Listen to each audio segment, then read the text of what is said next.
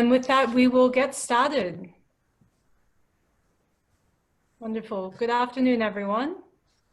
My name is Antoinette Landragon, and welcome to the roundtable discussion on the business of South Africa, past, present, and future. My company, Cork Fork Fine Wines, a premium wine retail shop located in the heart of Washington, D.C. in the United States, is the sole sponsor of this event. Cork Fork hosted a South African Wine Awareness Month in August, during which time we featured 18 different producers from South Africa in our online masterclass program.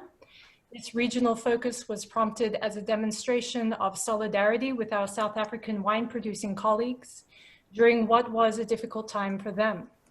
We would do the same for another country facing potential difficulties because the wine industry is based on partnership and support. The roundtable is the final educational portion of this South African awareness campaign.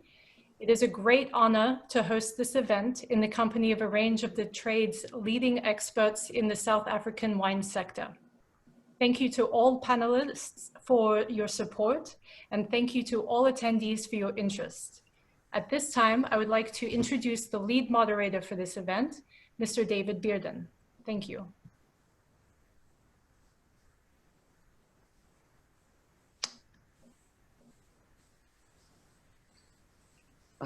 Thank you, Antoinette, and thank you all for taking the time out of your Labor Day holiday to join us. My name is David Bearden, and Antoinette asked me to moderate the discussion today, just to go through the questions. And we have a series of 10 panelists today who lended their time and expertise to address those questions.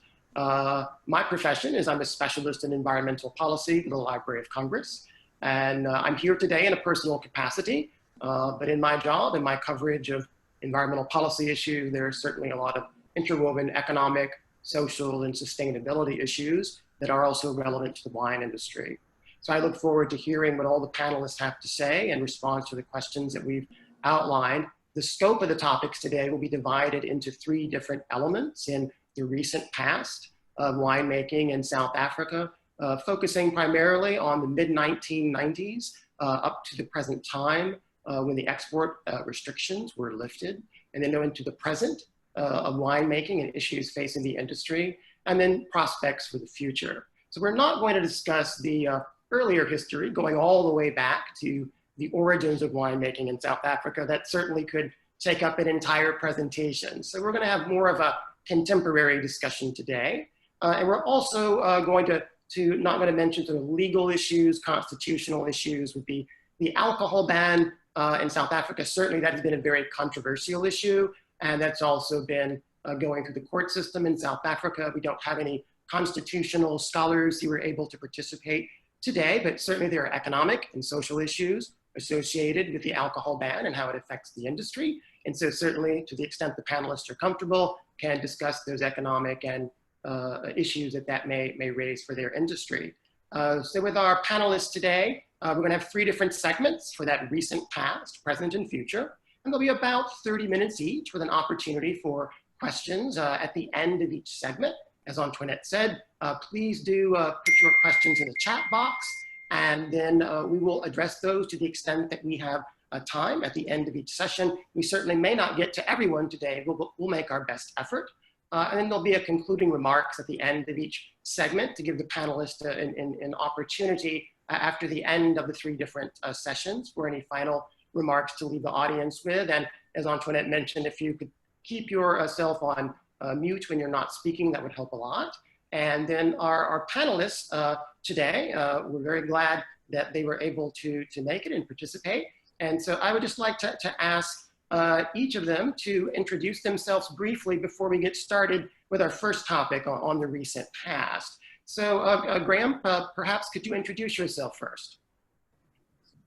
Yeah, I'm Graham Weerts, work for Jackson Family Wines, based in Santa Rosa, between Santa Rosa and Healdsburg in California, and spend a fair amount of time in South Africa working on the Capensis project. And Fran, could you introduce yourself next, please?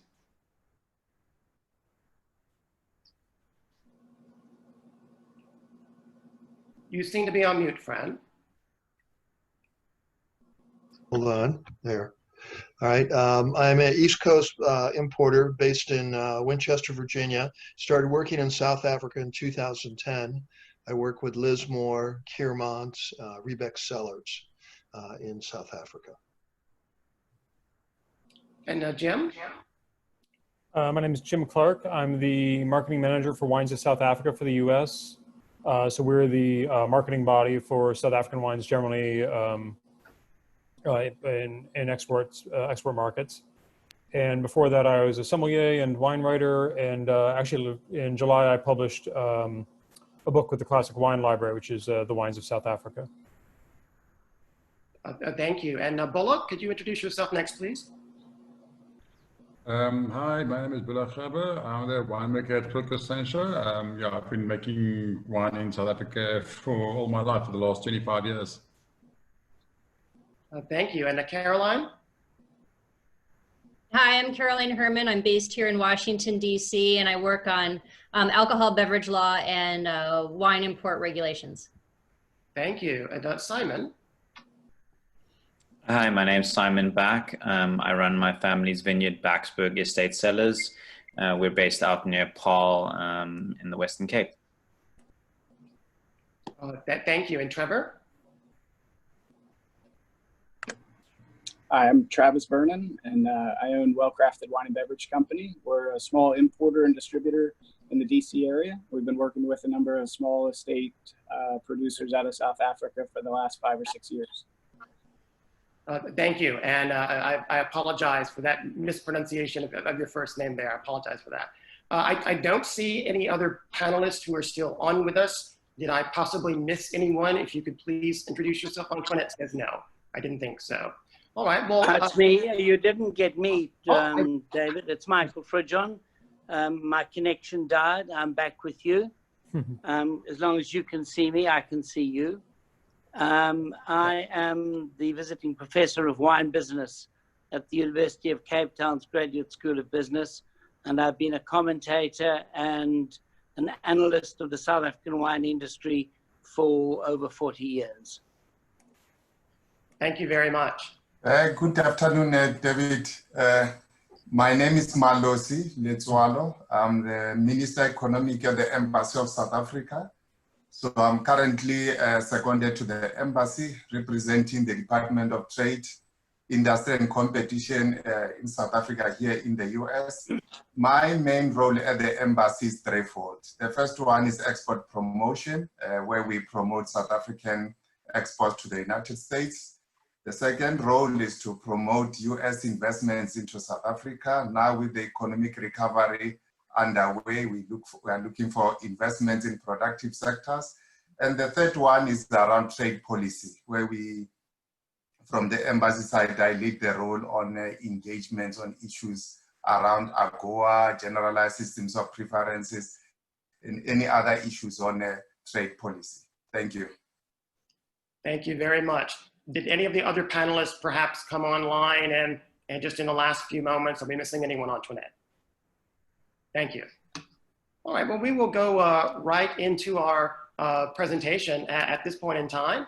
And we'll first focus on the recent past of winemaking in South Africa. You know, again, focusing mainly in the beginning of the period of the mid-1990s. At this point in time, it's been a quarter of a century since the export restrictions were lifted.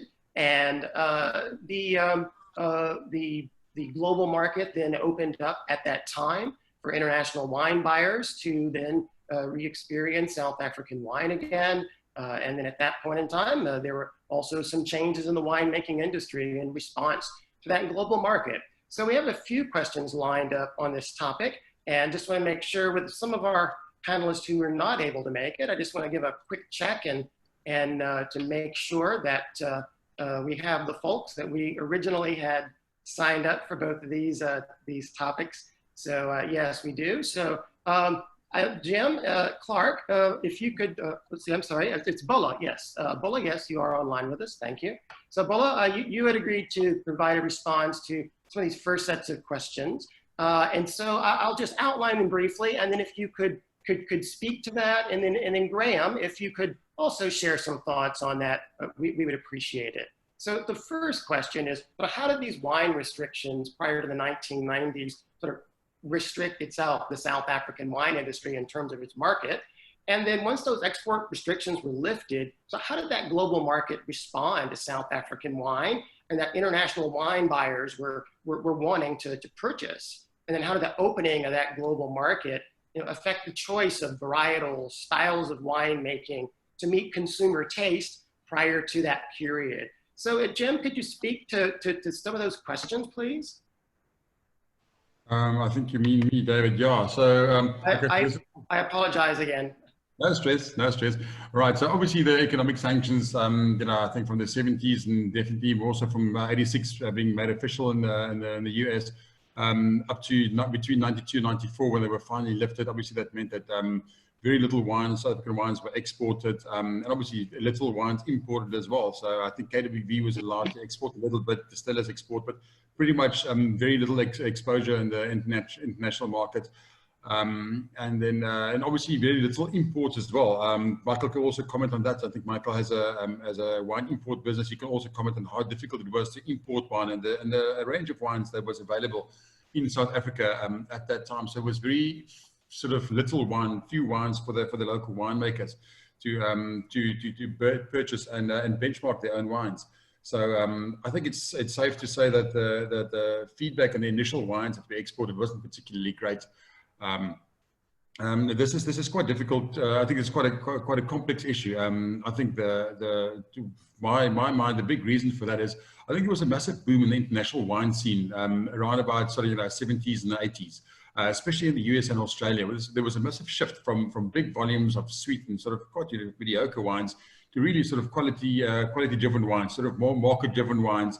I think the Aussies were quite good at that, sort of more market-demanded wines, more fruit-driven wines. This is also the time where the flying winemakers, Australian flying winemakers, was hired by English companies. Retailers got involved, and really sort of produced more sort of more market-driven wines. So when we were allowed to compete in the international market, I think our wines were totally out of tune with what the national market demanded. I think our wines were rustic. The wines were very big. Spoke to some of the older winemakers, and they said, there were very few domestic wine competitions, and those competitions rewarded the very big, sort of bold, tannic wines, and that's what the guys did. That's what the guys made locally, and that's not really what the international market wanted. So it was very difficult for the local winemakers to get benchmarks and really sort of produce markets that style. I'm not sure that the wines were completely 100% clean either. There were a few descriptors that were floating around in the late 90s that weren't very complimentary. And I do think that sort of a bit of cellar hygiene and winemaking practice also addressed a lot of those issues.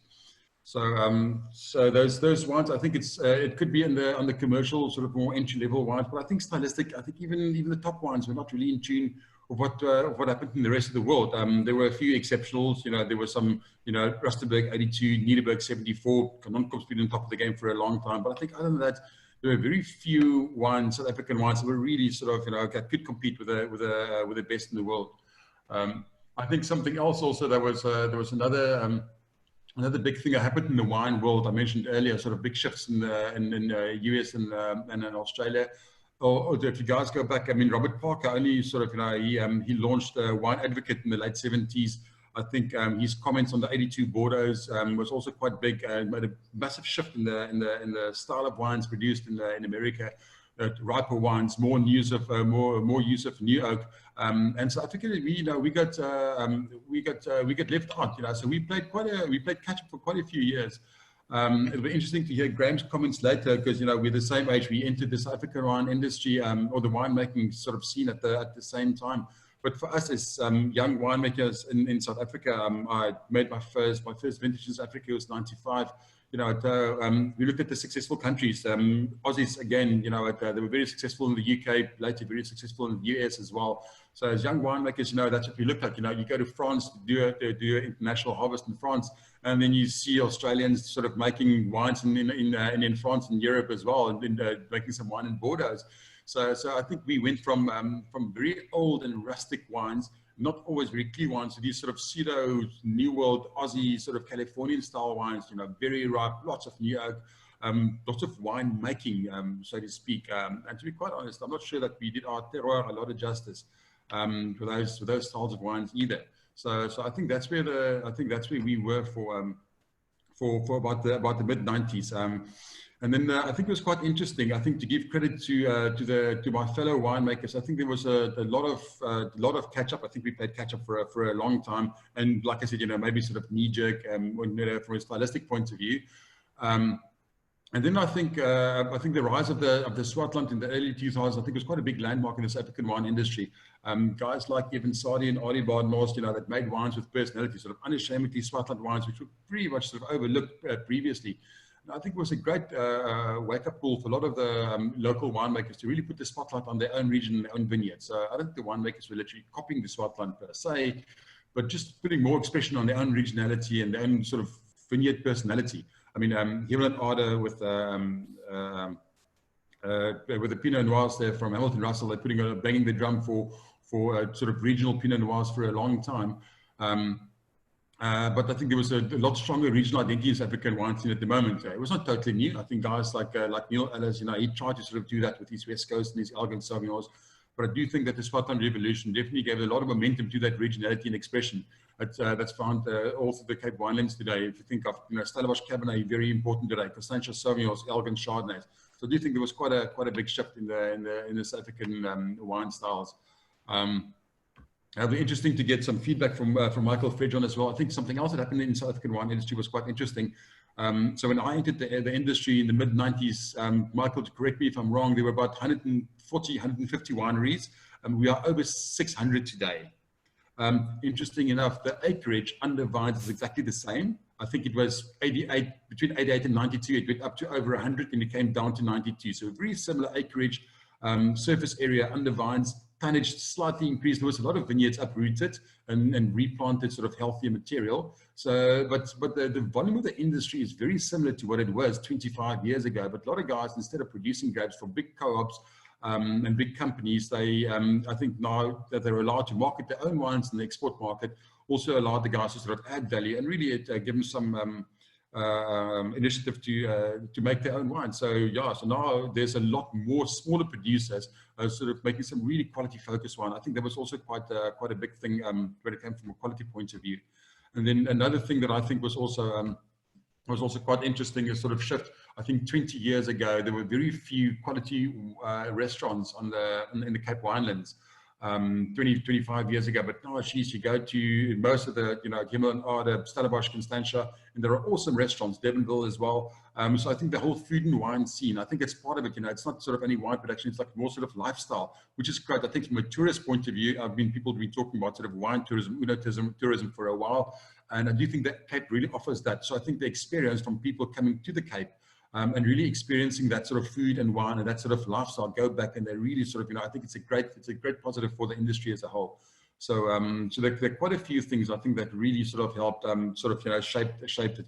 If you look at the facts and figures, bulk wine, unfortunately, which is I think is a bit problematic. I think bulk wine sales are on the rise. In the early years, most of the wines that left the country was bottled wine. Exports increased dramatically, but unfortunately the ratio between packaged wine and bulk wine is, unfortunately, there's a bit of more bulk wine leaving the country. So exports definitely increased quite dramatically over the last 25 years, but not necessarily all for the, not all positive. But for the rest, varietal mixes, Pinotage, South Africa's own variety. A lot of guys sort of, put their hat on Pinotage. Not real fireworks there. If you look at the sales in the last 20 odd years, Sauvignon Blanc's done quite well for us. Shiraz, quite interesting, has done quite well for us. Yeah, but the rest, I think the mix of what we had to what we have now is pretty much the same. I think, but I do think, from a stylistic point of view and a quality point of view, I think the industry came leaps and bounds the last 25 years. Oh, thank you very much, Boela, for that explanation. That was certainly interesting to me about that history from your perspective. So thank you so much. Graham, could you offer some additional thoughts on those questions as well? Is that something you could speak to? Yeah, sure. I think I can. I'm just going to really echo what Boela said there, because I can remember when just before I left South Africa and working in the 90s, I think we had every single journalist and Australian rolling into South Africa telling us how to make wine and what to do. And you sitting with a situation where a lot of the vineyards that were in play at that stage were pretty virus infected, and the quality of the younger plantings that we were being offered as an industry, we were being asked to make wines that were almost impossible to make out of those vineyards. So I still remember every cooper who had an Australian sort of bent to them with American oak, or would arrive and say, you've got to throw your Syrah into an American oak barrel. And I think I've personally buggered up a tremendous amount of wine by trying to make an Australian style Syrah in South Africa, and picking fruit from the Swartland when before it was the hot and sexy place. And these wines were just disjointed, trying to please a lot of the UK multiples and trying to please this sort of exploding export market and everybody telling us what to do. And I think the change and the shift that's happened in the South African wine trade, I feel right now, which is putting us into a totally different level, is, you know, a lot of the winemaking that's taking place there and the viticulture that's taking place there right now is actually understanding the places, understanding the sites. To Boela's point, you know, there's certain places that are making better Chardonnay, and then where you naturally find, you know, Cabernet doing well in an area like Elgin. The Chardonnays are doing pretty well there, and let's focus in on that rather than trying to be everything to everyone. And a lot of the vineyard holdings that we were dealing with at that stage were these salad bowls, because everybody was waiting for, you know, the next big thing. So you'd go to a grower, you'd have Sauvignon Blanc, Chardonnay, Pinotage, Cabernet, Merlot, and some Bushvine Chenin. And okay, now off you go. And this guy is vineyards in Stellenbosch, or his vineyards in the Swartland region. And, you know, a lot of those varietals just don't do very well there. But because they were mainly based around the co-op industry, you know, then suddenly Distel, which is the big elephant in the room, would be buying Sauvignon Blanc, so they're doing okay in Sauvignon Blanc. And then, you know, Sauvignon Blanc numbers are doing, so then they're buying Cabernet. So now they'd go and they'd make a bit of money. So they'd spread the bets. So where we are right now, the way which is encouraging, people are specializing. You know, the guys in the Swartland are specializing in varietals which work for them. You know, to Boela's point, the guys in the Hermann and Ardo are specializing in Chardonnay and mainly Pinot, and getting some pretty decent results. And then Cabernet, you know, Stellenbosch is still is really performing exceptionally well on the Cabernet side, and you can see that by the results that are slowly coming through, and the use of the correct tools for the correct vineyards is important. You know, the way, you know, modern wineries are being built is far more focused on smaller vineyard lots, and not just really sort of banging out these massive big fermenters where everything is just getting homogenized. So the individuality of these vineyard sites that we have is really been accentuated. And I think that's the biggest shift from where we were. And, you know, people are finding their own way, and the industry is starting to find its own identity, which, you know, a lot of it's going back, way back to the past. I'm talking way, way back, not in the 80s, but really guys going back into the 60s and finding out what worked then, and, you know, using a lot of techniques and modernizing those techniques to really suit the terroir and the space that we're working in right now. So I don't know if that adds. Yes, it certainly does add, Graham. Thank you so much. And Boela, I thought that was a great introduction to that recent history. So thank you very much. And we'll go on to some additional questions now, also in that recent past time frame, focusing about the development sort of over that last quarter of a century period or so, where the South African wine industry developed a series of sort of labeling, indications, and classifications like best wine practices, traceability, ethical and environmental certifications, fair traded wine, and then also WWF champion producer, another category. So how did these types of sort of strategies and approaches in the South African wine industry, how did that impact the perceptions of South African wine and how it was seen on a global scale by the importers and also the international consumers? So Malos, could you first speak to that? And then Simon, I'll ask you to make some additional comments as well, if that's fine with you. I think you're on mute, Milos.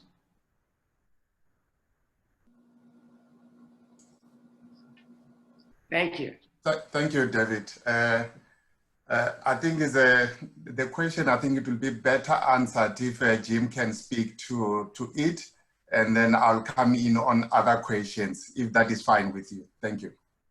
Oh, that's totally fine. So Jim, could you speak to that, please? Yeah, I think, you know, the various certifications that have been developed largely around sustainability, first of all, have been really beneficial, but it's actually taken a long time for the export markets to catch on to the significance of this, not because of lack of us spreading the word, but the fact of the matter is that the consumer hasn't been terribly interested in the issues that these take care of. The sustainability seal goes back to 1998 and has been developed and reinforced since then. This is a really innovative system whereby we have a point system whereby a producer who is in an area where maybe water is more accessible, say Elgin or the Hermann, they might have it a little bit easier to meet the number, what they need to do there, but then they have to be stricter on other things. So it accounts for water use, water management in terms of using wastewater and what happens to that. It accounts for chemical use and allows the producers flexibility. So where they have a more difficult time, they can, maybe their score would not be as ideal, but if they make up for it in other categories, then that'll all work out. And it's a really fascinating system. A lot of the other sustainability certifications within the wine industry globally tend to be very specific regions. They're suited to the winemaking in one state or one area where all the producers are working with similar conditions. Whereas the South African system can work for someone in the Swartland, which is quite warm and dry, and then Elgin, which is our coolest climate growing area. So it's very useful that way and goes right back to what you plant. You can't just plant something because it is market driven now. We've put rules in place that if we're going to plant that, you have to show that it will not create more demands on the soil, on the environment than planting something that is actually recommended for that area. Now, in terms of reaching the export markets and people catching on to it, the problem is that wine consumers, in as much as they're interested in these issues, have been interested in the effect of the wine upon themselves. So this makes organics, we saw in the past, say starting about 10 years ago, started becoming more and more of interest to wine drinkers. And this is not because they were worried about what's happening to the soils in their vineyard, they're worried about what they're putting in their body. And sustainability as a term does not speak to that. Now, fortunately, this is changing. And so even though the sustainability program has been part of South African marketing for some time, we're actually having to kind of keep repeating ourselves because now the audience is actually interested in that. I think our global awareness of problems with climate change and things like that means we're not just aware of kind of the global environmental concerns, but these localized concerns, and people are looking for companies to be responsible. So in that sense, I think it's great that South Africa has had this in place for such a long time. We just have to keep reminding people that it's there. And that extends to a lot of the other programs you're talking about, like the conservation efforts. There's about 93,000 hectares of vines in South Africa, but the wine industry has put 140,000 hectares of land into conservation. So 150%, or well, 50% more than they have under vines, they have under conservation, which is really quite dramatic. The wine growing area of the Western Cape is basically coincides with the Cape Floral Kingdom, which is the smallest floral kingdom in the world in terms of square miles, but the most diverse in terms of plant life. To give you an idea, the whole Arctic floral kingdom basically encompasses the whole northern hemisphere. It has fewer varieties of species than this tiny area does. So these conservation efforts are really protecting a lot of life and species, both in plants and then the animals that live off them that we just don't find anywhere else in the world. I'm kind of losing track of your question. I think the other part of that is the social certifications in terms of how workers are treated are coming along very nicely. The sustainability has been, for the environment, has been in place since '98. About 94% of the industry is certified. We're at just over 60% in terms of social responsibility. This is the program called WITA, the Wine Industry Ethical Trade Initiative. And it largely takes the fair trade playbook and does it within South Africa. The main component it doesn't have, it doesn't put a premium on the wines that then is mandatorily reinvested into the community, but it does look at working conditions, training, living conditions, living wages, and all those sorts of things. And that was rolled out much later, I think 2013 technically, but it's been a staged rollout. So we expect to see more of the industry sign on with that as the process goes. It takes a few years to become certified for an individual grower or winery. But I think when you look around the world, agricultural workers in every part of the world are under pressure, and often some of the most impoverished people in any country. And with South Africa's history, there's obviously more urgency to address that because of the racial disparities. So getting on top of that and having something that works within the industry and is affordable, because fair trade, South Africa dominates, depending on the year, creating either 2/3 or 3/4 of the world's fair trade wines. But fair trade is in some ways less competitive because you have a cost added to the wine. It's expensive for the producers because it is administered in euros and not in the rand. And as the rand weakens, as it has in the past 10 years, that becomes more challenging to maintain. So the WITA program really takes that and puts it into the domestic sphere of South Africa and makes it affordable. And I think that's one of the large reasons for its growth. Oh, well, thank you very much, Jim. I appreciate that. Thank you for all those comments. So Simon, did you have something to add on those topics? I just want to make sure we also have time for our additional question and then the questions that the audience listening in may have as well. But did you want to add a few comments to that? Yeah, I mean, I think, Jim summarized it, really well. I mean, I think, the origins, if I can call it, of, the topic of traceability in South Africa stem to, the wine of origin, scheme, which, designates origin as well as wines, whether they're made from a specific cultivar and vintage.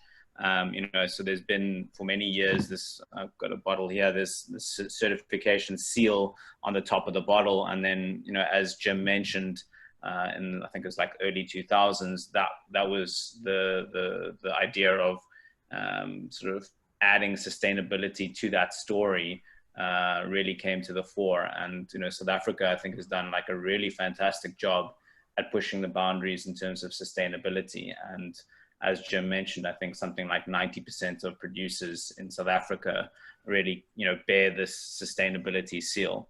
And similarly on the, social responsibility side, while South Africa maybe has, a slightly checkered history in terms of apartheid, I think a lot of wineries have made great strides in terms of what they do in terms of their workers, the staff, and really, operating in a way that's socially responsible. And this program that Jim mentioned, WITA, has been very good for the industry.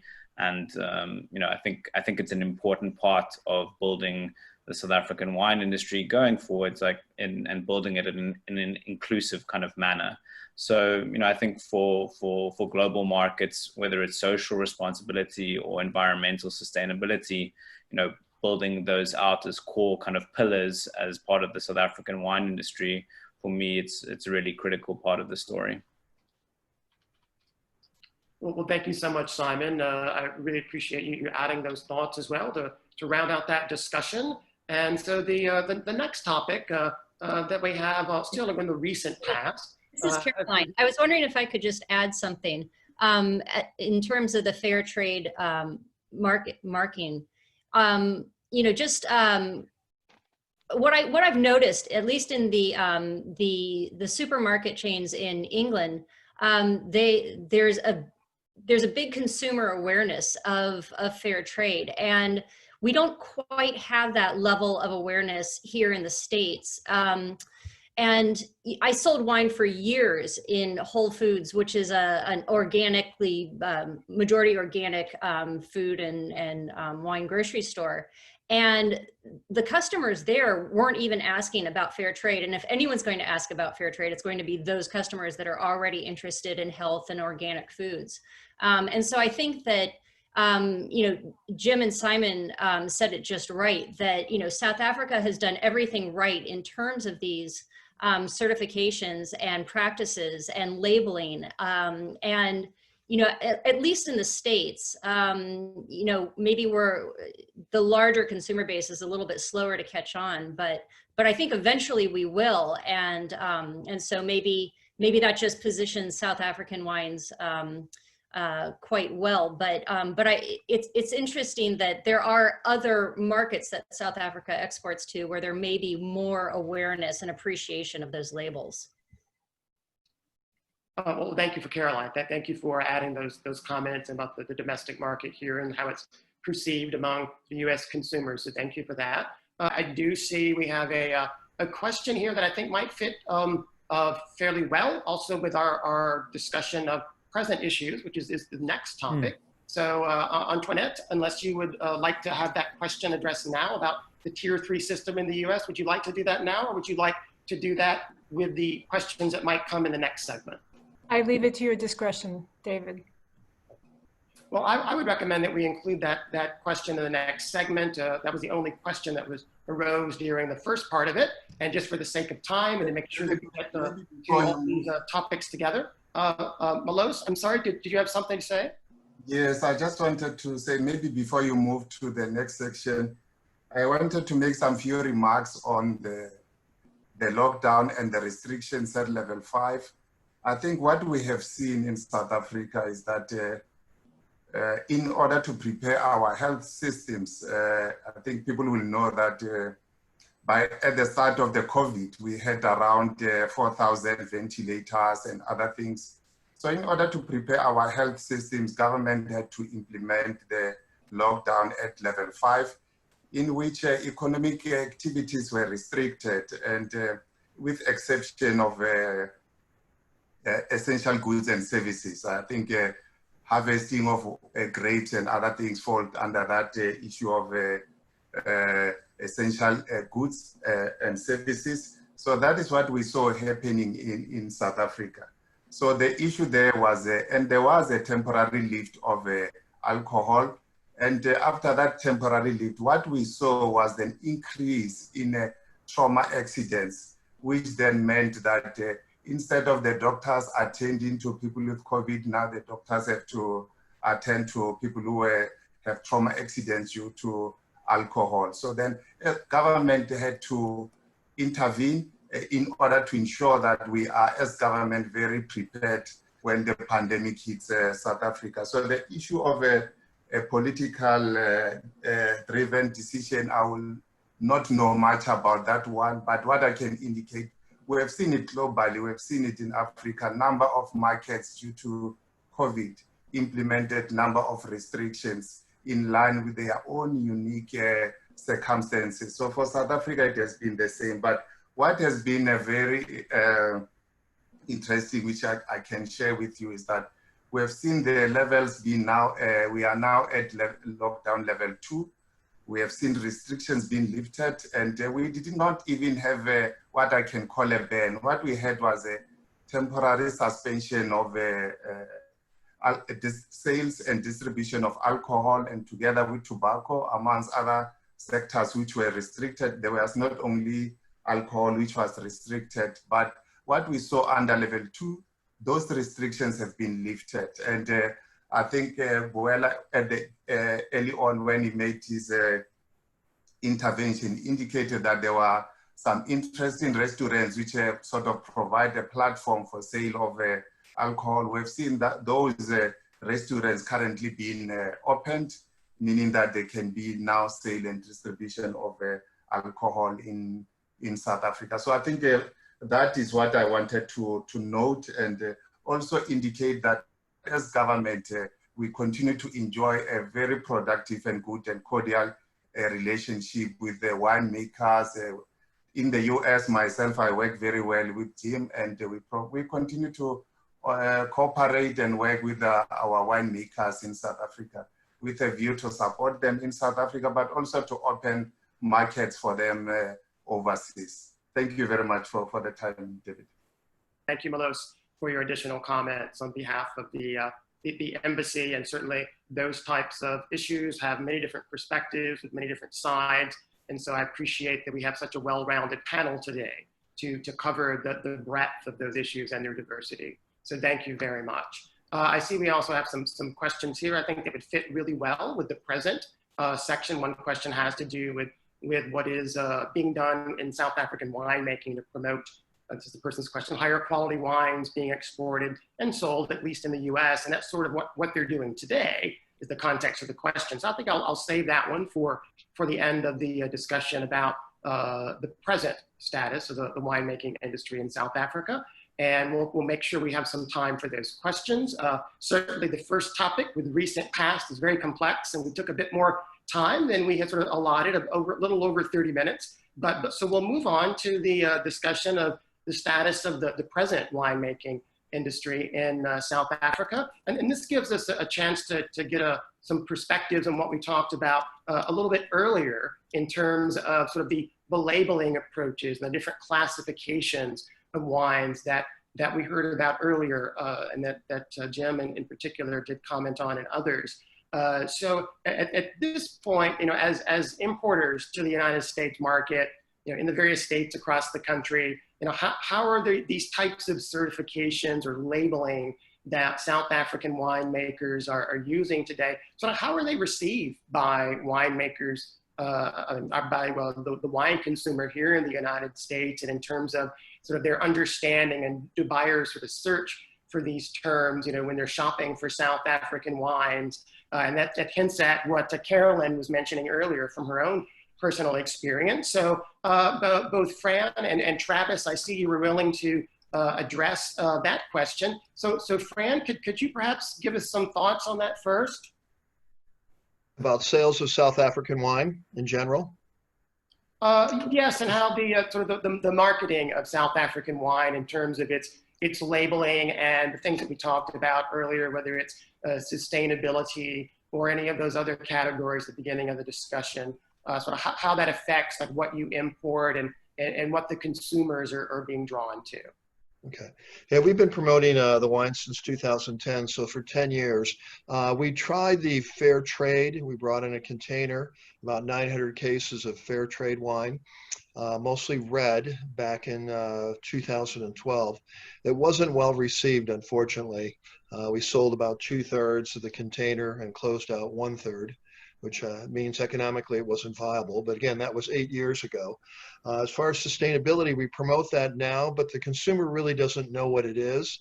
And also even the wine buyers, what we call the gatekeepers, they're not really sure what sustainability is. They think it might be something similar to what's called what do they call it?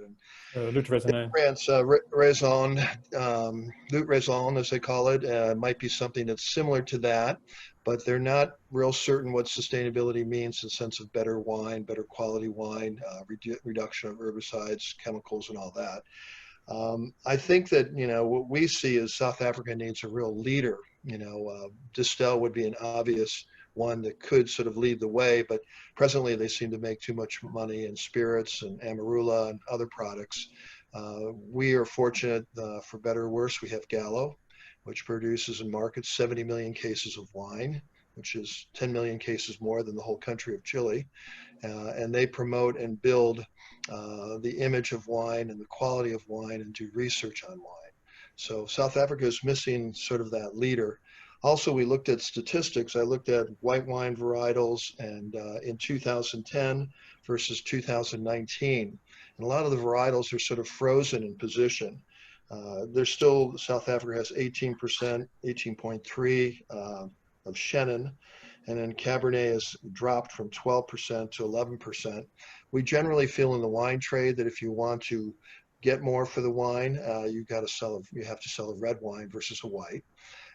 And they're still really, right now, their market share, in 2010, it was 56% white, 44% red. In 2019, it's 55% white, 45% red. So only 1% change. But the push towards red wine and higher price points at red wine has been going on for a number of years. And South Africa produces a lot of Chenin Blanc, which is great. And we bring in probably 3,000 or 4,000 cases of Chenin. But to get the real image of wine, people still consider red wine to be more serious. So those are some points I had. Travis can take it over from here. Sure. So the interesting part of this question for me is, do these certifications have any impact on the appeal or the consumer's perspective on quality coming out of South Africa? And I think one of the ways to look at it is that that these certifications, the adherence to them by many of the South African producers, is probably not a causal relationship with quality, but it certainly is pretty strongly correlated in that the types of producers that care about environmental and social responsibility are likely those types of producers that also really care about quality to the consumer. And so what we're seeing is, I would agree with Fran, that at a consumer level, there isn't a whole lot of demand or really understanding for the sticker on the label, the integrity and sustainability. But what we are seeing, and I think even in the short period of time that we've been working with the categories, there is a shift, and the buyer or the gatekeeper, I think on average, is a little bit more educated. And whereas maybe initially they cared most about quality, they also now care about social responsibility and environmental responsibility. So I think the challenge moving forward is now a marketing one. So how do you, and I think the buyers have an outsized role in this. So what the buyer cares about, the supplier ends up paying quite a bit of attention to.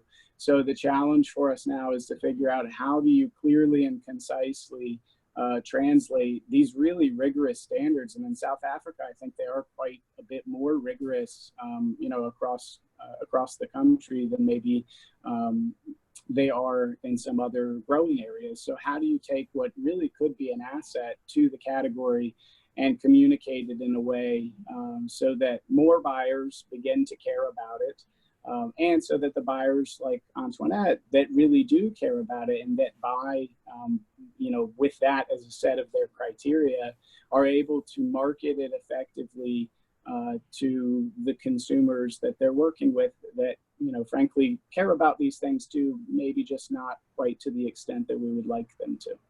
So I'd kick that maybe over to WOSA as a challenge and a problem to solve for us. Yeah. I actually, if I may, I wanted to comment on what Fran was saying about needing a leader. One of the very interesting effects of the 1990s and the deregulation within the South African wine industry was, whereas previously you had an industry that was actually quite dominated by just a handful of major players, it is quite fragmented. So when you look at the top 4 wine producers in most New World countries, you'll see that they make up between, northward of 50, but often 60 or even 70% of the industry. And that sounds like it may sound kind of boring or monolithic, but that the marketing spend and the power to get things done, like Fran mentioned with Gallo, is really quite dramatic. So only having one producer, Gallo makes up about almost a third or so of the South African wine industry. But if you look at the top 4, you still haven't cracked 40% of the industry. So the top 4 players are less than 40% of the industry. So you can see they do not have the same weight that when they go into the export markets. And this is a real challenge, especially here in the saturated US market, where when you approach a major big importer, if we're really talking to try to get a brand in every state, oftentimes you need to bring so much to the table in terms of your own marketing spend and have those economies of scale that a big company can create, that we have very few companies who can really bring that to the table when they approach the US market. Well, thank you very much, Jim. I appreciate you adding those remarks. I see that Michael, did you have something that you wanted to add? Maybe this focus is more like from the domestic side of sort of how is the domestic consumer reacting. But Michael, did you have some points you wanted to make? I did want to make a point actually, which was that part of the problem is that the wine industry needs to market South Africa to international markets. And to do that, it needs a budget. And if you look at what countries which have been successful at doing this have achieved, they've done it because they've had a lot of government support, and they've managed to launch generic campaigns that are co-funded by the country itself because it sees the benefit of partnering with the wine industry to achieve some kind of result in this respect. The same, unfortunately, has not been true for the South African wine industry, notwithstanding Malusi's assurances that the government and the industry see eye to eye on this. And to answer questions that have been raised by numbers of people on the symposium about why are we not seeing more of the premium South African wines, and the concerns expressed by Fran that we haven't seen a real shift from white wine to red wine, which would help to premiumize the industry. It's a very simple, until people see value in buying South African wine, in other words, until South Africa as a generic source of wine is seen to be a source of premium wine and encourages the opportunity to sample, to taste, to believe that what is in the bottle will justify the higher price point, it's a very slow and painful process, as any one of the exporters on the webinar or anyone else will tell you. So to achieve a real breakthrough, we need a real investment, and that we can't expect the Americans to discover South African wine unless we as a country are out there ready to communicate with them. And to export into a hard currency zone from a soft currency production perspective is not the easiest way forward. Well, thank you, Michael. I appreciate you sharing those thoughts as well, and for having a rounded out discussion from all those different points of view. So thank you. Well, we could go on to our next question. We still have time in our discussion of the present status of the winemaking industry in South Africa. And this has to do with more about the skilled labor force development. That's certainly an issue for sort of any winemaker in terms of the techniques that are employed. And so Graham and Caroline, I understand that you both were willing to address some questions about that. And I'll just kind of go over them quickly. And then if you could share your thoughts with us, we'd appreciate it. So like, how does a skilled labor force development sort of translate to the South African wine industry? Are there any particular programs in place for worker training, for example, and sort of what ideas might be offered to provide more effective ways of engaging communities in wine production so they can become part of this skilled workforce? And then what countries could South Africa possibly look to as an example of educational initiatives and what South Africa could do to ensure sustainability of these types of labor development programs as a private sector matter, without having to rely on government funding as a way to make those programs themselves be more viable as a private venture. So Graham, would you be willing to address those points first? And then Caroline, if you could let us know your thoughts as well. Yeah, yes, it's difficult for me because I've been based in the US now for 17 years, and that's and we moved back into South Africa and as a company, JFW, we moved into South Africa in about 2013, and in a big way from 2014. And I think from an outside perspective, I see it almost from an outside perspective to where I am today. It really has to come from within. From a skilled labor force point of view, the demands on South African government are so huge from day to day. The demand on just plain basic housing, sanitation, all the rest. And for us to think that the South African government are going to invest in a tremendous amount of time and energy into the South African wine trade, I think it's a folly, because you really have to do it yourself. And if you are a proprietor of a wine company, you have to knuckle down and get that done. If you want a skilled workforce, you're going to have to educate your skilled workforce. So from that perspective, I tend to think it has to be either, I'm not sure, even an industry-wide initiative, because then you've got a whole bunch of different people in disparate plans and different ways of doing things. You really have to make sure that your your household is taken care of. And that's the way I see it, because that's what we do as an organization, JFW. We have a full-on education department all the way from from grassroots level when it comes to our viticultural teams and our people that come through.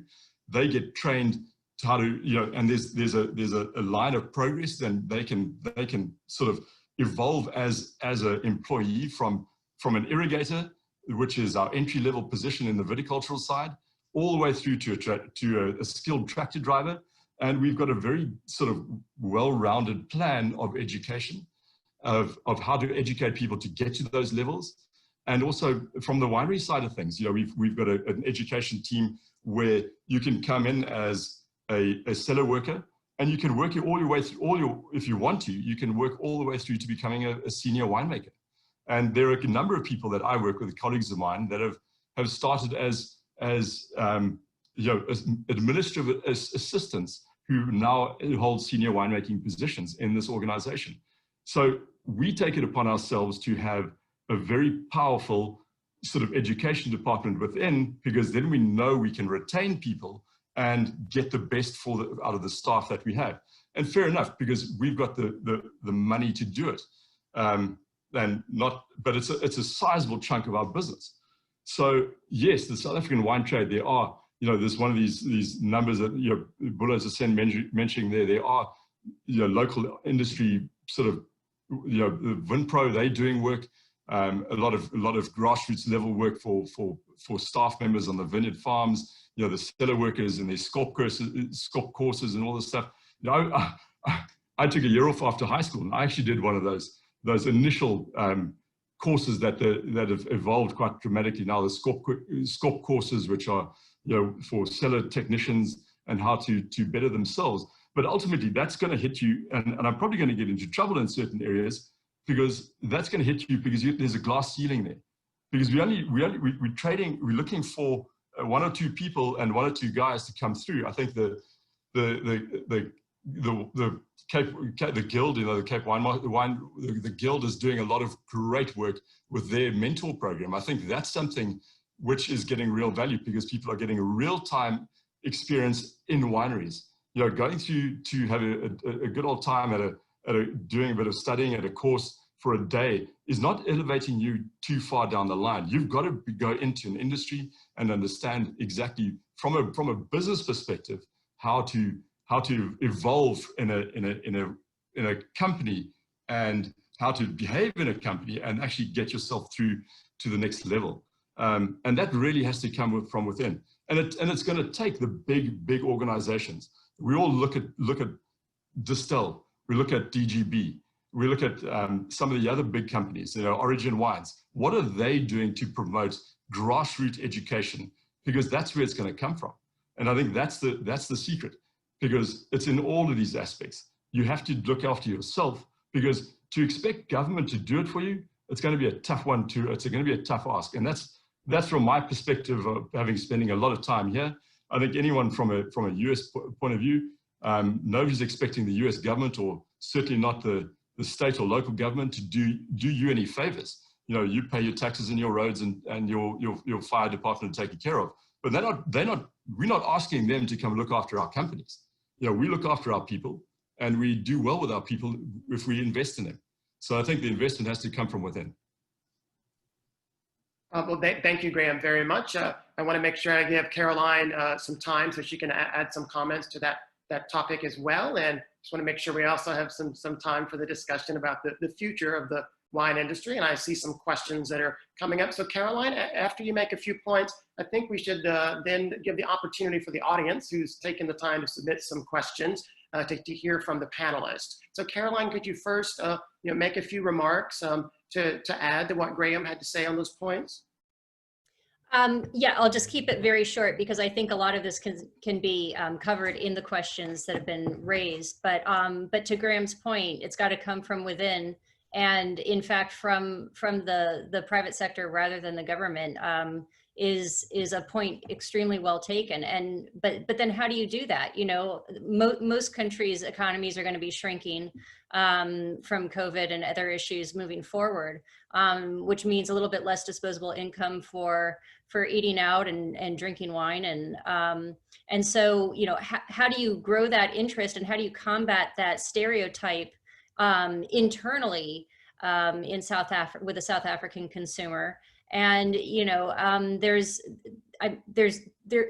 definitely, you know, some opportunity there to, you know, through education, as was already mentioned, but also, you know, just how do we make wine a little bit more accessible, the really good quality wine a little bit more accessible? You know, Graham and I were talking a couple of days ago about various schemes where, you know, restaurant chains that have the money and leverage can offer their consumers samples of really good wine. Here, just taste this, see if you want a glass with dinner. You know, those types of outreach bring the product to the people, you know. But we can talk about that more as we look to the future of the trade. Yeah, I'll jump in. Caroline, you and I spoke about this the other day, and I use this example on a regular basis. I think, you know, the global wine trade takes care of itself first. If you think of Napa Valley and the success of Napa Valley, it's because Silicon Valley and San Francisco, a lot of people buy their wines, and that has forced an explosion of what we can sell wines in Napa Valley for, because you got a local market on its doorstep. And that's the way you fund this, is making sure that your local market is totally and utterly on board with what you're doing. And there's no, it's you know, the local market really has to be your number one support. I hear about, you know, Jim, no offense, but, you know, exporting South African wines is a major sort of project, and it's something that, but you're fighting against everybody else. You got Chile, you got Australia, you got Argentina, you got everybody else against you. You know, I was, you know, traveling up, and I was in Walla Walla in Washington State in the last couple of days, and it was amazing. We can't give Syrah away from California. We cannot. It's one of those things that we battle to sell Californian Syrah. But in Walla Walla at Washington State, they got everybody driving from either Portland or Seattle to come buy Washington State Syrah, because they see it as their own, and they own it, and they love it. And the same can be said from Portland to the Willamette Valley. You know, everybody wants to go buy Oregon Pinot. So how do we do that from a South African context to get the value up and sell South African wine to the locals there, so that the value and the industry is cherished by the country, and everybody falls in love with South African wines, and everybody in South Africa and our neighbors. And fair enough, the economic power isn't there yet, but I don't think selling $2.99 and $3.99 South African wines on a US shelf is any economic power either. So that puts us in an interesting position, because a lot of South African wine is being sold at that level, at the bottom of the shelf, and they generally are sort of, you know, closeouts, they're introductory closeouts. They come in and they go, and that's kind of scary, you know, in a way. So I firmly believe that if you do it, the industry becomes the darling of South Africa. It's something that everybody is 100% behind. And it's not seen as that industry down in Cape Town. And everybody from Durban to Joburg and is absolutely engaged in South African wine, and they are prepared to pay top-end money for it. That's when you start getting the opportunity to educate everybody. And you're not knocking on government's door to give you the support. You are doing it in country and making it a huge success in country. You know, I get shivers down my spine. Caroline, you and I spoke about this the other day, when I hear about, you know, people celebrating results of elections with French champagne instead of with Cap Classique. That irritates me. It irritates me immensely, because the wine quality in South Africa has never been better. There's just take that category on its own, the Cap Classique category. It's never been better. It's some of the best wine you've ever seen in your life. So why are we celebrating with French champagne, mediocre French champagne at best, where we should be looking at our own industry and looking after ourselves? Thank you, Graham. I appreciate you adding all those thoughts, and Caroline as well.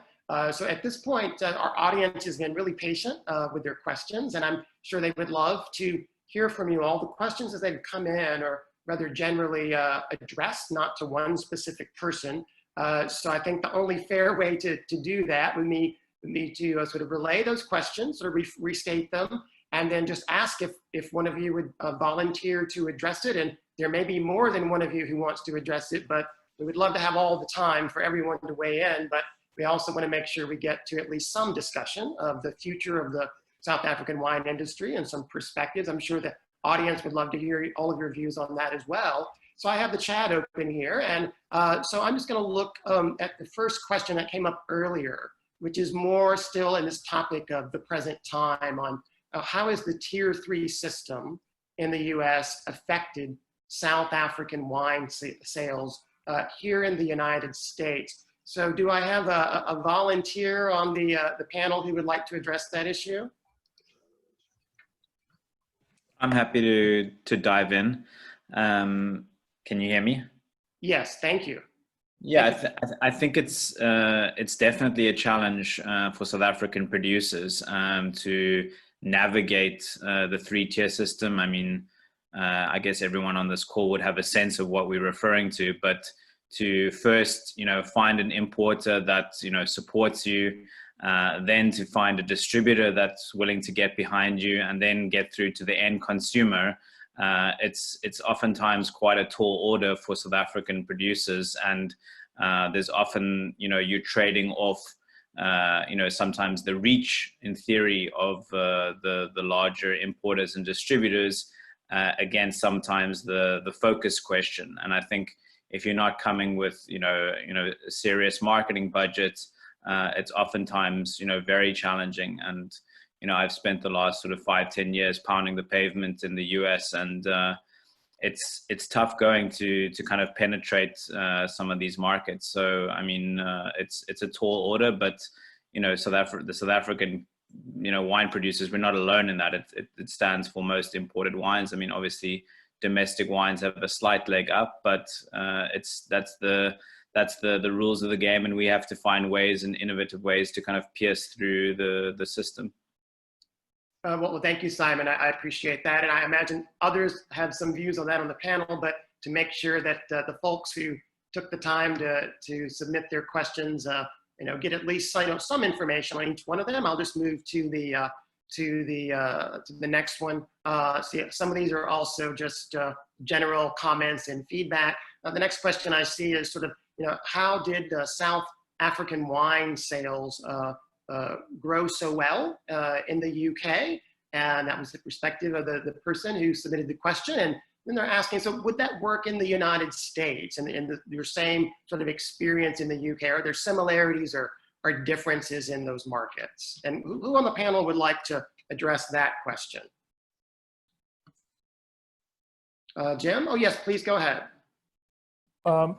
It's unfortunately, it's just not analogous unless we go back in time and basically occupy South Africa 2 centuries ago. So, the UK has been the best market for South African wines since 1812, if not before. So there's been a long historical awareness that the Cape produces wines, and they've just been an accepted part of the market from the kind of the beginnings of the modern wine trade. So unfortunately, it's not analogous here. We're dealing with 2 countries with no real historical connections, and trying to teach people that, I mean, when I was doing work for WOSA early on, the first thing to explain was that South Africa was a country. So you really are digging in a real pit of knowledge. I mean, now I think the past 10 years, you've seen people are aware of South Africa as a country, not meaning Southern Africa, but there's still a lot to be taught. So. Well, thank you, Jim. I appreciate that. And thank you so much for addressing that question.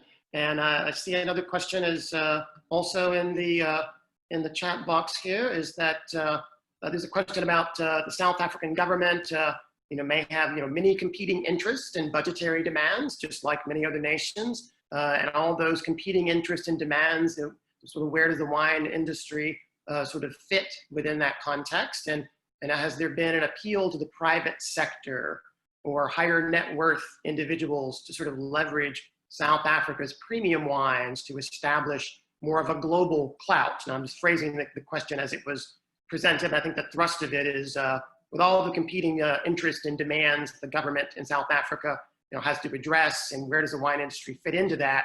Is there some sort of leveraging in the private sector that can help to increase that effort? And so who on the panel would feel up to addressing that question? If I may, David, thank you very much. I must say, I think just to come to the point earlier on, which Michael raised about the need to penetrate international markets, I think he's very right. We are in the top 10 as top 10 producers of wine globally. But if you look at our market share in the US and elsewhere, I think we are still in the ones or in the single digit. And I think we can do well to grow our market share here in the US. And I think the point we are now seeing a number, I think Jim talked about historical connections. I think we are starting to see the same with the United States. We are starting to see more South African companies locating in the US. We are starting to see more South Africans coming to the US and living here in the US, and also US companies going to South Africa. The question is, how do we leverage on South Africans which are here, and how do we also leverage on South African companies which are located here in the US? So I think we, together working with the private sector, I think Graham has raised a point to say that it's important for the private sector also to be active. I think from our side, from the government side, from whatever assistance we can provide, I think this session gives quite a good ideas on how to cooperate with the winemakers, with people like Graham and Caroline who are here in the US to promote the South African wine. So I think we need to do that, to leverage on South Africans who are here and the South African companies are here in order to grow our market share and to better reflect ourselves as one of the largest producers of wines globally. Thank you.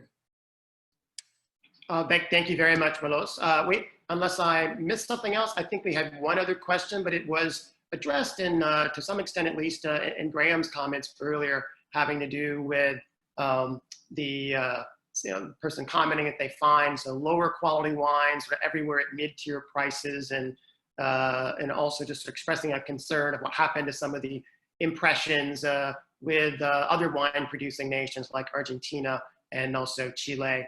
And so Graham, you had made some points about that. For the sake of moving on to the future discussion, so we don't have a gap in our content, but would anyone like to make just a brief remark about that sort of competition, with those other wine producing nations like Chile and Argentina that the person in the question mentioned, and that struggle of having wines the lower price points, and that may give an impression about quality. Would anyone like to make just some brief remarks about that? Jim? I think it's very interesting to hear the perspectives of the lower tier wines in South Africa in the US, because when we compare to our other markets, which UK, Germany, which are bigger markets for South African wine than us, the average price of a South African wine exported to the US is more than twice the price of one going to the UK. Now, if you pull that out, you just look at packaged wine as a wine bottled in South Africa, because a lot of bulk wine goes to, well, especially the UK and Germany. So you look at packaged wine, maybe it's 50% more. So there is a need in the South African industry to raise the average prices. But when you really talk about a lot of cheap wine moving out, you're talking about the UK markets. I think what we see here in the US is a real divide between what happens in your generic liquor store and what happens in specialist things. And that's what drives that average price point up. So the perception is a real split between what you see when you go into a non-specialist wine shop and what you see when you go into one that's actually created a South Africa section and is aware of the category. It's a tipping point.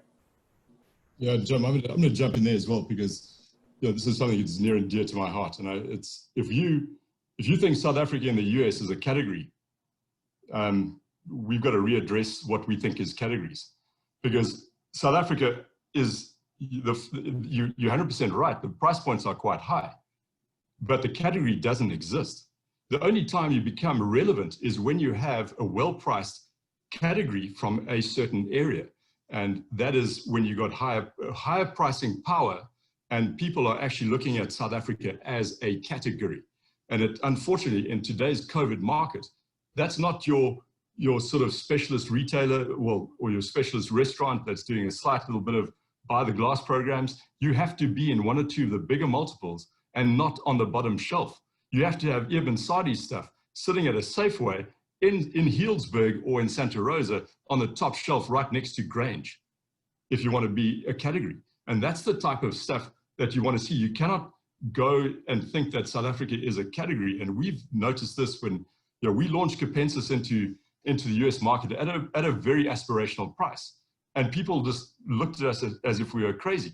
We've been able to, with the power of our ability to, as an organization, to sell wines, have been doing a great job of getting those wines into the right places. But that's purely picked off the back of our Californian portfolio in the Spire collection. So if we want to go somewhere in the US trade, we have to become a category first. And that means a lot of well-priced wines hitting the mark from a stylistic point of view and doing the country proud. And that's when people can get there. And it's the same as look at New Zealand. They dominate the SB market here. The Sauvignon Blanc market is absolutely dominated because people relate to Sauvignon Blanc from New Zealand, and that's how they've got their place here. So for us to get that category, what is that? What is that trigger that's going to do that? And it's not going to be the little independents.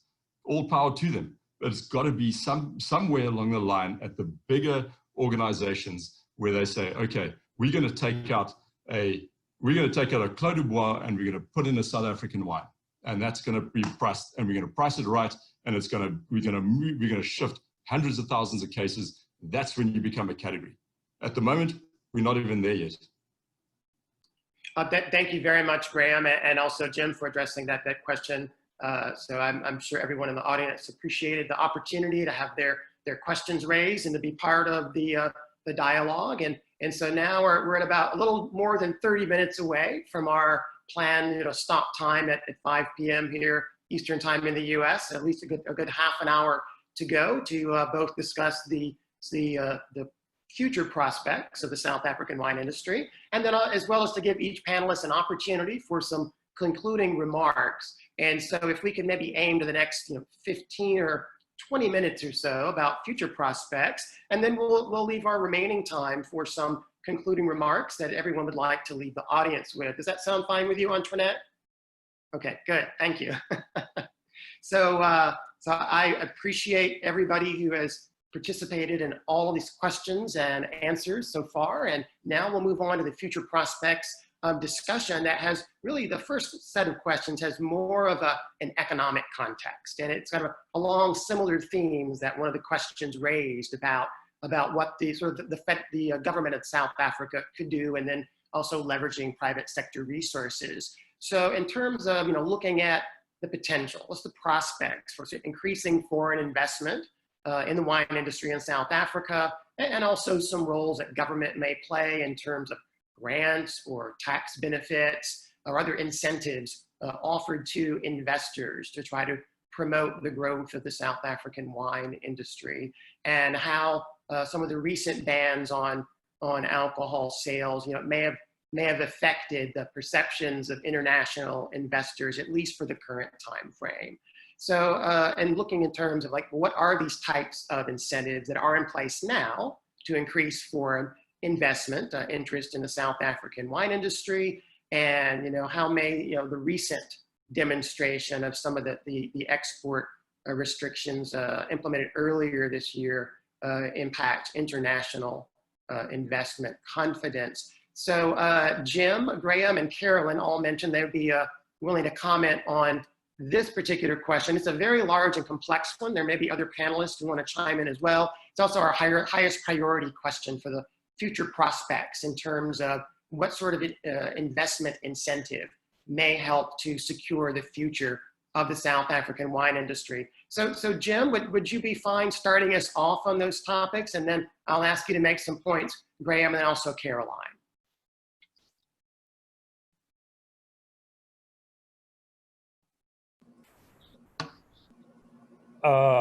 I'm sorry, I actually didn't know that I was on this question, so I've got to think about this for a second. If you were not prepared for that, and we're sort of short on time, I could move to Graham and Caroline, if that's okay. Sorry if we got the names mixed up or topic assignments. So Graham, would you like to start first, or Caroline? I'll let you two decide between the two of you. Caroline, you want to go or must I go? Yeah, I'll start off with it. Sure. Some power to the panelists. Because again, so again, I'll use my experience as the basis of answering your question, because it has been a pretty interesting couple of months and years in the South African wine trade. And if you look at what we did when we came into the South African trade, we thought we were going to be embraced with open arms, and it was anything but that. The legislative red tape that we had to jump through to get a business started in South Africa, just to try and get banking accounts, get things done. Most of our international trade and international business is based out of Ireland. It was the guy that runs it for us there, Paul, said to me, it was probably easier to get something done in Kazakhstan than it was to get done in South Africa, because the legislative sort of red tape that we had to jump through just to get banking accounts alone was near impossible, because everybody was seeing us, you kind of get analyzed as if you're some sort of mafiosi coming in. I don't know what the reasons were, but it was extremely difficult to set up the business. From the South African wine trade, we were accepted with open arms, and people were only too happy to have us arriving in the country. So that was very, very tricky. We've obviously gone through a lot of those processes right now, and having been there since 2014, we've only got our bonded warehouse in the last 3 weeks. It's taken us a long time to get a bonded warehouse so that we can actually use our own, start trading properly from our own premises. So it's taken a long time just to get a liquor license, just the basics. So that can be smoothed over. And if you look at our investments as an organization, we've just purchased another winery in Australia, Giant Steps, which is a huge benefit for us as an organization. And I think is a great step, because we're going into Australia in a big way. Why? Why are we going into Australia as a company in a big way? Is because the local market is very, very powerful. Our second biggest market for Kendall Jackson Vintner Reserve is Australia, other than the US, which is amazing. It's something quite spectacular what's going on there. So we know they're a very powerful local market. So the investment dollars are going there a lot easier. It's a lot easier for us to say, okay, that is a powerful market. It can actually work on its own, because it's a local industry that's looking after itself. And then let's talk about the elephant in the room. Land grabs, farm murders, sort of whatever you want to call it from a point of view, that has to get brought under control in a very, very quick way. Otherwise, nobody with any purse of either euros or dollar are going to come down there easily and purchase land. And if you want to make world-class wine, you have to own the land. You can't just own a winery and think you're going to buy in fruit. If you want to be world-class and on the highest end, you have to control every aspect of the process. And therefore, you have to own your own vineyards. And without that being taken care of, from a government point of view, very, very quickly, I think the foreign investment is going to be very, very tough to get over the long term. So that's my position. And I just echo what Graham says. I mean, what's happening, on the ground. There's so many barriers to foreign investment that you just are very unique to South Africa. So it's a tough one. David, So back to your point of coming from within, I think is the first step. Malos, did you have some comments you wanted to make on that point? Is certainly an element of government in that question about investment opportunity. I must say, David, I think now if you look at the World Bank report on doing business, you will find that we are now ranked around 82 or somewhere there. And one of the priorities President Ramaphosa has prioritized was to get South Africa under 50 within the next, within the 3 years. So I think that is a very important thing. And there have been a number of things which have been done. The first one is to get, even now sitting here on the computer, you are able to register a company in South Africa within 24 hours. You are able to get your tax matters sorted. Government way back 3 or so years back, we established what we call is a one-stop shop. And in that one-stop shop, if an investor comes to invest in South Africa, they are able to be linked. We have the Department of Home Affairs to assist with visas located within the one-stop shop.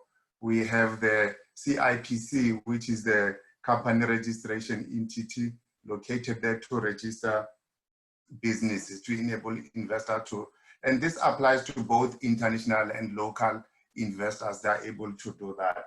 So those one-stop shop are very critical. Currently, we have a one-stop shop in Cape Town. We have another one established in Pietermaritzburg. There is one in Johannesburg. The intention is to have the one-stop shop in all the provinces, because what we would like to do is to make it easier for investors to invest in South Africa. And the other matter which you have raised is the issue of incentives.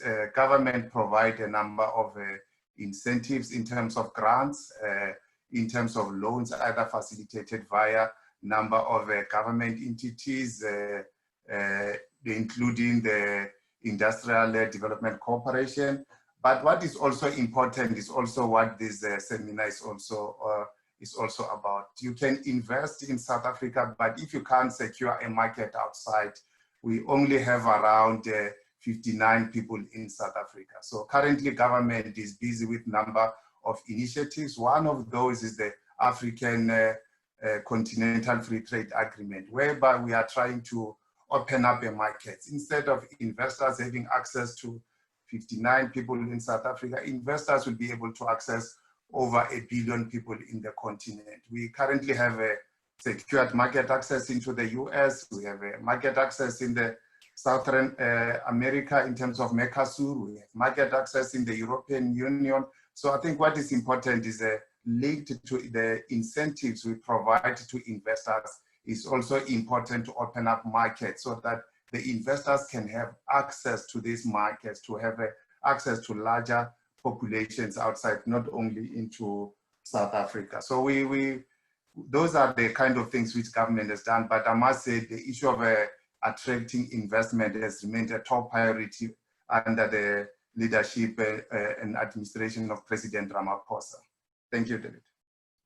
And thank you, Melosta. Thank you for adding those comments from the governmental perspective. Michael, did you want to add some points I understood about prospects for growth and decline in the South African wine industry?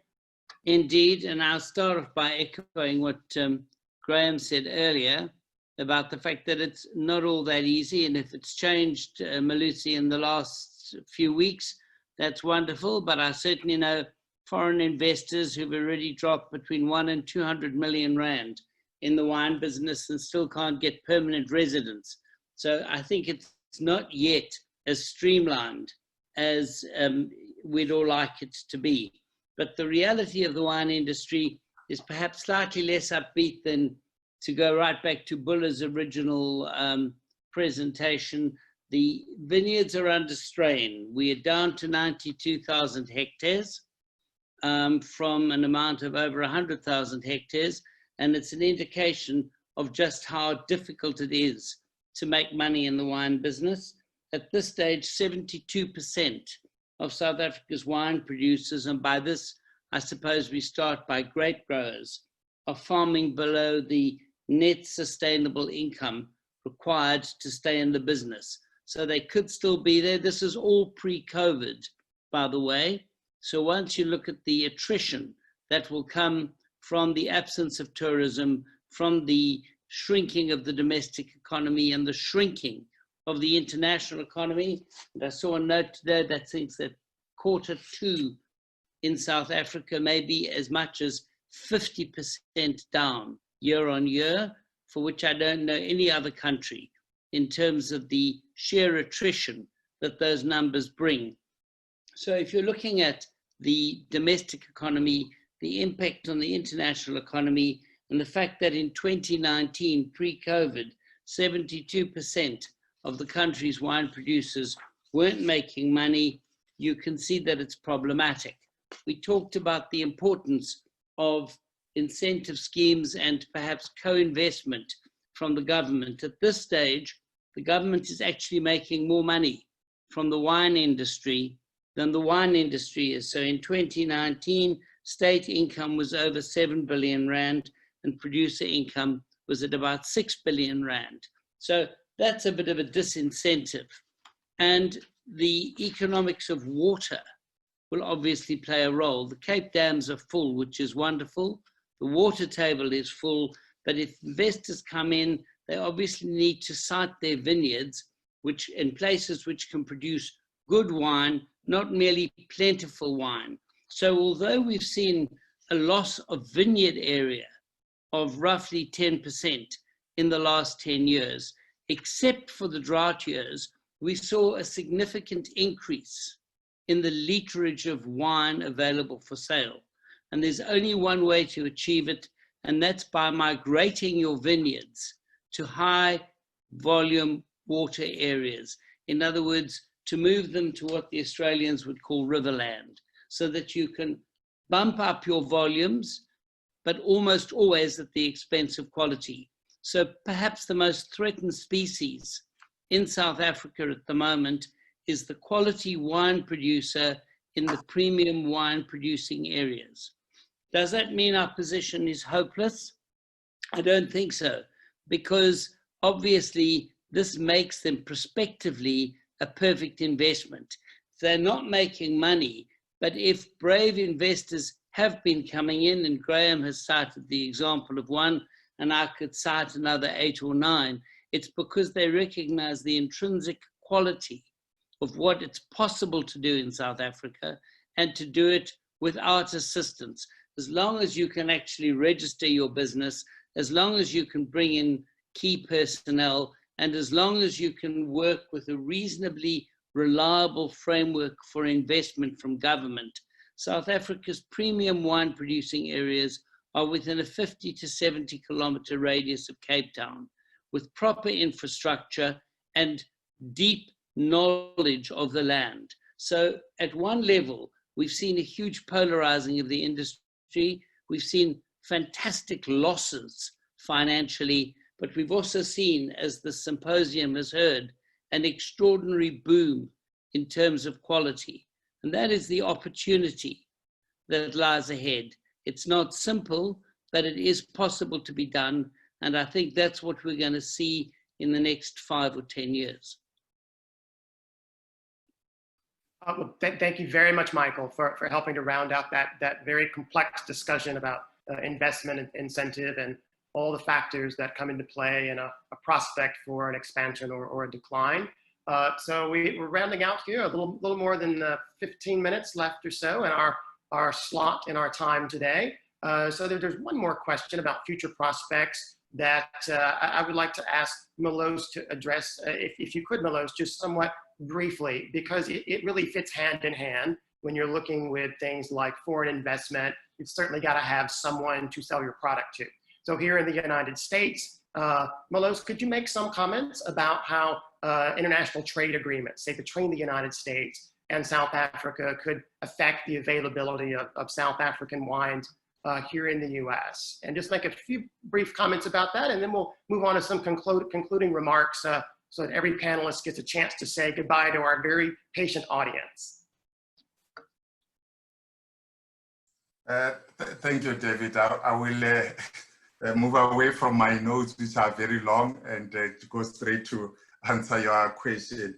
I must say we as South Africa currently, as we speak, we are among a number of countries which continues to enjoy duty-free, quota-free market access under the Africa Growth and Opportunity Act, and as well as the generalized systems of preferences, whereby exporters from South Africa can export their product to the United States and be at a zero tariff.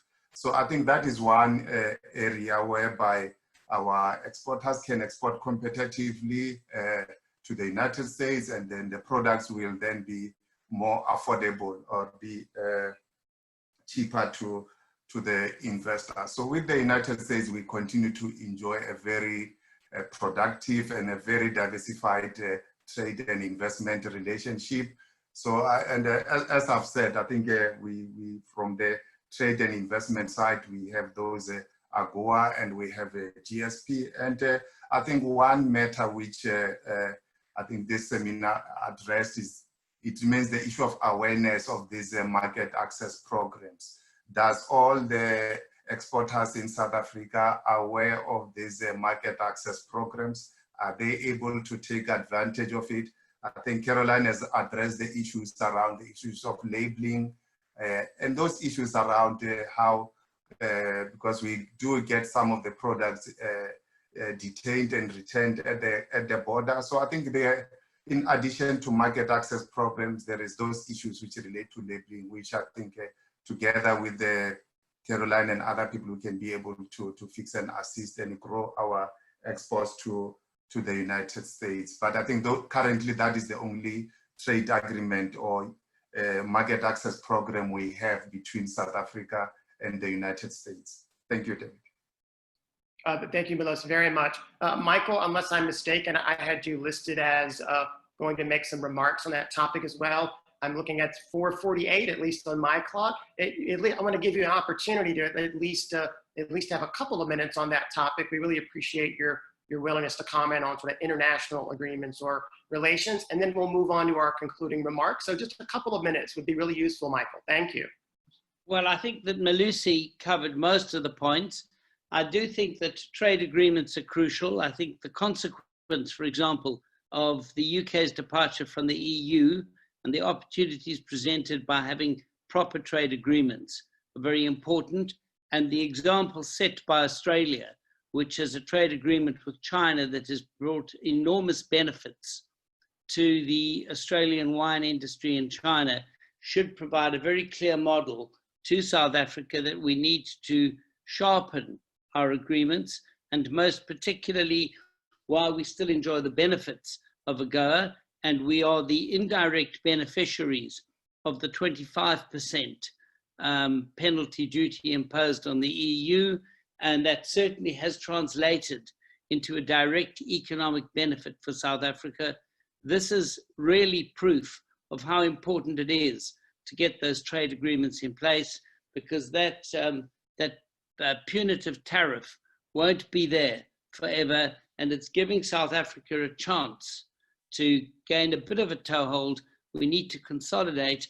I'm not sure there's enough time, but to try and build an international wine presence without the appropriate trade agreements between the countries is an impossibility. And we're seeing the benefit indirectly now, and hopefully we'll see more in the future. All for now. Thank you so much, Michael. And I think it would be time, Antoinette, to move to some concluding remarks. We've got about 11 minutes left. And so, Michael, since you just finished on those remarks, I think I'll give some others a chance who've had sort of less of an opportunity for comments, and I'll cue you up by your first name, if that's okay. So Boela, we heard from you in the very beginning of the presentation. Would you like to make any concluding remarks just briefly, and then we'll make the rounds? Hey, David, I thought you forgot about me. Yeah, there was a lot said today. I think I think every industry in every country, have their challenges. It's not limited to the wine industry. It's certainly not limited to the South African wine industry. I think if you scratch beneath the surface in South America, Australia, France, you'll see that we all we all have our challenges, but I do think there's from a South African winemaker point of view, I think there are amazing opportunities. I think Michael just highlighted a few, and I think there's some great opportunities. And as a South African winemaker, it's a fantastic place to be. There's a lot of excitement, some amazing things happening here. I think the quality of wines that we're producing is amazing. There's some really exciting stuff happening here, sort of new innovations as well. So it's a very exciting category for us to be involved in. I think some great opportunities. So yeah, so I think there's some great possibilities, and I'm very excited about our future. Well, thank you so much, Boela. Caroline, would you like to leave us with some concluding remarks? Really just to kind of echo what others have said. I mean, you know, South Africa wines at the moment don't have, you know, this 25% tariff. So financially it makes them attractive. What about all that wine going, you know, destined for the UK? And then with Brexit happening, why not get that wine redirected to the US and other export markets? You know, a lot has been said about the very high quality of so much of South African wine. You've got some companies, you know, Graham with Jackson family, and you know other companies that maybe that's where there's some leverage that can happen in terms of you know, helping the image of wine both internally in country as well as in the export markets, you know, and then just, you know, like we were saying, you know, bring the product to the people and, you know, have them taste. I mean, you know, I think it's all in the quality. And once people taste the wines, that, you know, they'll realize what they're getting. So I think there's a lot of opportunity. But to Graham's earlier point, you know, there aren't really any handouts, and it's got to come from within and from the trade as well. Well, thank you, Caroline. Travis, would you like to share any concluding remarks? And I'll just continue to make the rounds here. Sure, I'd be happy to. First of all, thanks for having me. Really fascinating for me to sit here and learn from all of the experts. I think I would leave with some confidence in that there's kind of I think for sure we should be bright about the future of South African wines in the marketplace. I think that's because the consumer, as far as the consumers that I have seen in my limited time in the industry, has never been more open to trying new things. So if South Africa is trying to break into a marketplace, it's definitely a marketplace that's open for them. The other thing is I think that there's some really talented, motivated, maybe next generation winemakers and CEOs in the industry coming from South Africa that are really shining right now. I think the young and the energetic tend to pivot pretty well when things get tough, and that's one of the things we've seen. I think the last point is that, you know, we are very, very small, and we're in a small pocket within the US marketplace. But what we've seen is that South African wines didn't fall off a cliff when COVID hit, and a lot of other categories really struggled. I think the New World category was bolstered, and we saw that our South African producers, their sales have held pretty strong. So I'm excited about the category. Thanks again for having me. Oh, thank you very much, Travis. Fran, would you like to share some remarks for the audience?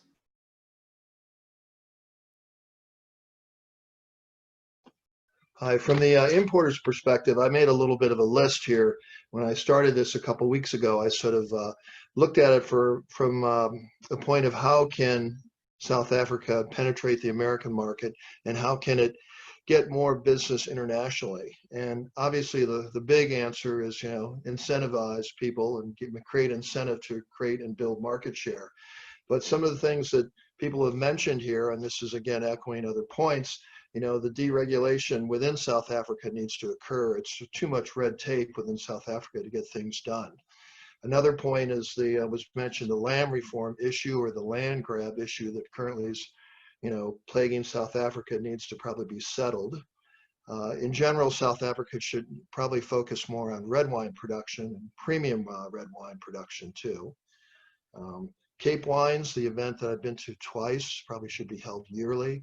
It would be much better if it was sort of like Vin Expo or Vin Italy, where it's a yearly event for people to go to. WOSA, this is for Jim, you need more money, you know, hopefully you can get some more money. Maybe coming to importers for a little money might be helpful too. I wouldn't be opposed to that. I like the point about Riverland focus too, to get volume up. I think an area that's been sort of overlooked is maybe Robertson. There might be some real good wines for the money over there too. But to get a focus on South Africa, you really still need that market leader. Who is that person? Who can become that person? Also, I'd like to see if South Africa could sell red wine between $14 and $20 a bottle. That would be a more productive price point. I mean, I like selling Chenin Blanc, and it's fine, but I'd rather see more recognition for red wines from South Africa. So that's about it. Well, thank you very much, Fran. I still want to give each of the rest of you a moment to leave the audience with some thoughts. We're getting pretty close to 5 o'clock. I think we're doing pretty good on our budget for our time. And Jim, we heard from you, I'd say more earlier in the presentation rather than the latter part. So would you like to go next with some concluding remarks? Sure. I feel like I was talked a lot earlier, but I definitely would appreciate more money, and definitely, Fran, to your point, programs where we can work. We try to work broadly so that all players can take part, but I think we've seen in other markets that doing things where there's a producer pay or an importer pay element really is necessary. So that is definitely one thing we'll be implementing here in the US going forward. It's very frustrating, technically my budget has gone up almost every year, not this year because of everything that happened, but in practical terms, it's gone down because of the exchange rate. So we have very little to work with. When I look at colleagues, for example, from Wines of Australia, they have a team of, it was a 10 or even a dozen. And, I am the team for South Africa. So we really rely on working with our brands, with our importers, with the embassy, with South African tourism to spread the word. And as far as red wine goes, I think Chenin Blanc is increasingly becoming recognized as the kind of South African, I don't want to say signature because it doesn't dominate the way, for example, Sauvignon Blanc does for New Zealand, but it is becoming a standard bearer. But I'm really gratified to see, for example, Stellenbosch embrace Cabernet as its own flag bearer. And I think when we can break down South Africa, and we've seen from previous efforts that promoting we do everything well does not work.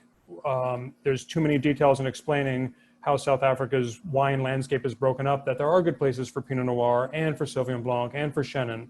But if we can highlight a few regions that do something really well, especially in the red wine, that is the most demanded red wine in the US market, Cabernet Sauvignon, I think then we can make ground with that price point. Well, thank you very much, Jim. Graham, would you like to go next? And as we wind down the panel here, and we still got, of course, Milos and Michael to go, but if you could just make some brief comments to leave the audience with, what would be your impact you'd like to have? Well, the impact I'm going to say is that in the last 5 years, I've probably bottled, in my personal opinion, some of the best, and best is a relative term, but some of the finest wines I've ever produced. And they've come out of South Africa. They haven't come out of California. So if that's saying something, the country is a treasure chest for great wines and then world-class wines. And then I think that's the message we've got to get across to everybody, that there is the potential is endless. And it's if all these hiccups can get smoothed over, and to Boela's point, it happens all over the world that there are issues within the trade. But if we can smooth over the vast majority of those, I think the potential is unlimited. From a terroir point of view, from a winemaking skill point of view, from a human capital point of view, there are a lot of people down there looking for work. And if you're looking for great wines, they are handmade. They're not made by machines. They are people physically working vineyards, and there's an abundance of human beings down there looking for good work. So if we can harness all that and we can get everybody on board and pulling in the same direction, the treasure chest is massive, and it is, and the potential is fantastic.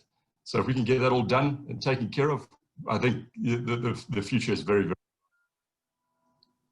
Well, thank you very much, Graham. And just to make sure that no one gets left out, so Milos, would you like to make just some brief remarks, and then we'll round out with Michael, and then Antoinette and I'll wrap it up at the end, and we're right at 5 o'clock now. So I think there's time just to have a brief moment if you'd like to share something with the audience, Milos. Thank you, David, and also thank you to Antoinette for organizing this event, and thank you to yourself, David, for really steering very well these discussions. I think you really allowed the discussions to flow, and I'm sure our participants have really benefited quite a lot from these discussions. Thank you very much for that. Just a few things. I think we have, there have been a number of ideas which have come to core panelists from the participants on the chat group, I think which we can use to promote South African wines into the US, and we really look forward to working with and meeting with all the panelists once the conditions allow to really work together to promote South African wines here. I think as some participants have made, it's important for us as the embassy to work with all the South Africans who are here. We work with Jim, and we look forward to working with everyone. And I think Michael and Graham have raised issues with around to investors, some of the issues investors encounter when they invest in South Africa.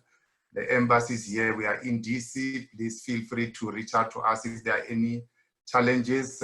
We have a mission in New York, in Chicago, and also in LA. At any point in time, if there are issues, please feel free to reach out to us. We'll be happy to assist to escalate those issues. And with the issues of land reform, Parliament is currently seized with that matter. Hopefully very soon it will be brought to its conclusion. But otherwise, thank you very much for this productive event.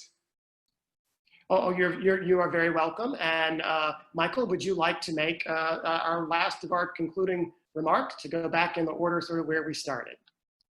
I thought I had, but there is a thought that really has emerged from this. We know that the greatest profits usually arise from those high-risk situations.